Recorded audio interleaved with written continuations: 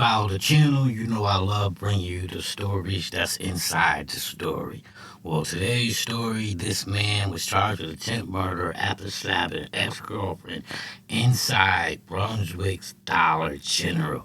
So the story that's inside the story is he's trying to plead guilty. They're trying to say he's crazy. What do you think they should do? Let him plead guilty and go to prison, or send him to the loony hospital like they doing? Enough of me talking. Let's get to the story. Violent crime in Brunswick. The new body cam video release giving us a better understanding of the aftermath. Gabby Hart with a look at the footage. This video is raw and unsettling. What you're about to see is police body cam footage from the moments right after a woman was attacked at her own job. You can feel the urgency, you can see the desperation, and it is a stark reminder of how domestic violence can spill into the workplace.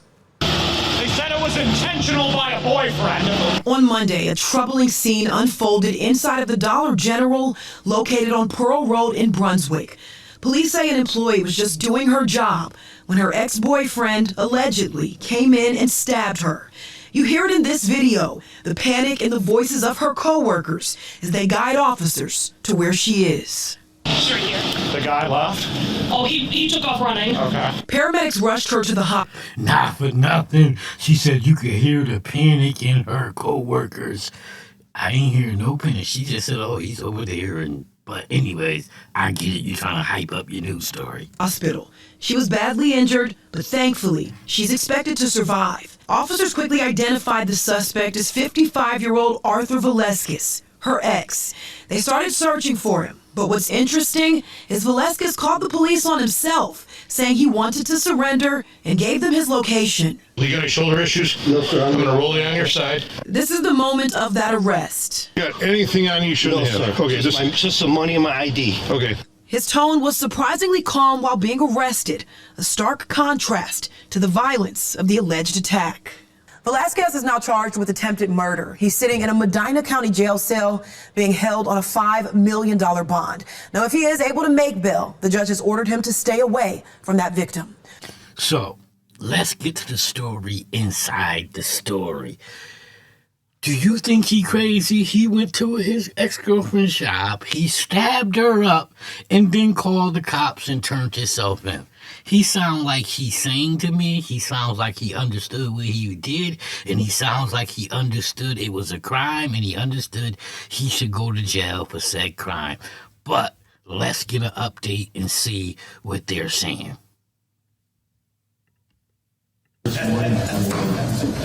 confidence, your sanity, during the state. I am not crazy. I want everybody to know that. Not any way, shape, or form am I crazy. It's supposed to be State representative, nothing is present in the courtroom. Yeah. And invite her into the and I'm not suicidal or any of that crap. So as we can see, he comes right into the courtroom. His guns is blazing. Ka, ka, ka, ka, ka. I'm not crazy. I'm not suicidal. I'm not any of those things. So why would the state be pushing for him to be going to a crazy hospital where it sounds like he understood everything he did? It sounds like he wants to take responsibility for everything he did. Give me comment section. Let me know what you think. Maybe go. I want to plead guilty is what I've been trying to do for the last 3 months. I did it. I stabbed the girl. She had it coming. She was poisoning me. I did it. I stabbed a girl. She was poisoning me. He doesn't sound crazy. Why? Because most criminals are trying to get away with the crime. Why? Because most criminals are saying, oh, I didn't do it. I didn't do it. No. He's somebody who knows he did it and he wants to admit he did it. All right, working for the DA and mob. That's what she was doing. Ain't nothing crazy about that. They're real. So, now, the crazy part is they're saying, oh, because he's saying she works for the DEA in the mob. That's possible. There's a lot of federal informants, with a CI1, confidential sources. There's a bunch of that going on. There's a bunch of mob dudes that got girls out here that they sicking them on dudes that they're trying to do something to. So why is he crazy for thinking that? I don't know. Get in the comment section. Let me know. Maybe somebody out there knows something I don't know. We have a report dated July 7th, 2025, from the Psychodiagnostic Clinic, authored by Dr. Angela S. Wood. She's full of Sir, dude, I don't care. You're making me go to a nut hospital, dude. No further. I've been home 15 years, dude, without no problems, man. Worked every day of my life since I've been home. And all of a sudden now, this woman's telling me, I flew by that damn test. I did great on that test. Sir, you can be silent and speak. What's the matter? You're screwing me over anyway. Or you can be removed from the courtroom and do this watch. Dog and bone shit on this mob boy told me. Do you understand that? Yes, sir. So the report is 9 pages long. Mr. Southbury, does the state stipulate to the authenticity and usability conclusions in the report? Yes, Your Honor. Perry.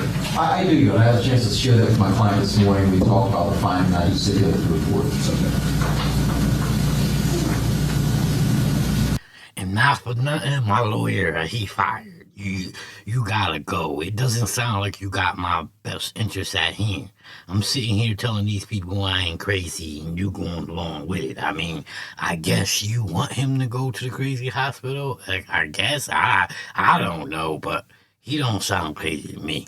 Most of the time, you know, people are trying to get out of going to prison, acting crazy. I'm the opposite. Which makes 100% sense. That's what I just said. Most people are trying not to go to prison. Most people are trying to fake crazy so they can go to a crazy hospital. This man is telling you, I'm not crazy. I did it. I stabbed her. I want to plead guilty. I don't understand the problem, folks. Let me know. Get in the comment section. Maybe I don't see something, or maybe I'm not hearing something. Okay, so the doctor renders her opinions beginning at the bottom of page 8. And I'm going to quote, "It is my opinion, based upon reasonable psychological certainty, that although Mr. Gallico has an understanding of the nature and objectives of legal proceedings against him, his paranoid beliefs interfere with him applying the information he knows in a rational way. Specifically, he maintains paranoid beliefs that he was set up in the offense charged by the DEA and mob. And the prosecutor wants him found NGRI in order to have him be charged with federal crimes. Goes on to say he is paranoid that if he is to have a jury trial, someone will be planning to influence the jury to find him guilty. He also has paranoid belief that the DEA..." Here's what doesn't make sense about the doctor's report.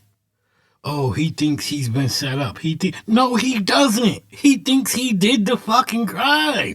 The only thing he thinks was that the girl was drugging him and she was working with someone. He doesn't think, like, you know, these doctors, they don't even make sense, man. You know, you go in there because you got head situation and they take your blood pressure and they tell you crazy, or they take your blood pressure and they tell you you're fine. Oh, wow, they ain't checked your head one time. DEA and mob will have witnesses testify against him in court.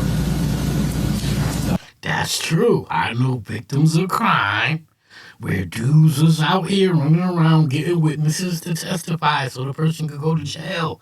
That happens. That doesn't mean you're crazy.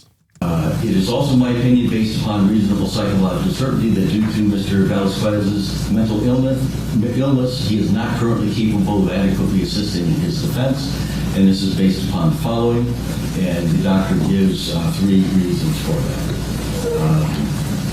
So what happens if they find me incompetent, Judge, and then they turn around and smack me with federal cases for messing with kids or something? Because that's their plan. Enough. That's their plan. Enough. So I'll bring it out of the courtroom, that's all. So the report and the doctor can... You know one thing I hate about court? Everybody in the courtroom will talk about you like you're not there. They talk around you, they talk over you, they talk under you, they talk down to you. But it's your life. It's your life on the line. So you should be listening to me. And if I want to talk, I should be allowed to fucking talk. Fuck my lawyer. Sometimes my lawyer doesn't say what I want him to say. Sometimes my lawyer doesn't convey the message that needs to be conveyed with passion. So sometimes, yes, a client needs to speak. But, especially when you're black, you just scum. You just nobody. You don't get to talk in court. I mean, even the little ugly bitch that be typing talk down to you, especially in these Springfield courts. Conclude that the defendant is not competent to stand trial, but that he is restorable within the time frame pursuant to ORC 2945.3. How can a person not be suitable for trial, but he can be restored? That doesn't even make sense. Either he's not suitable for trial forever. The only thing you can do to restore him is give him meds and make him like this.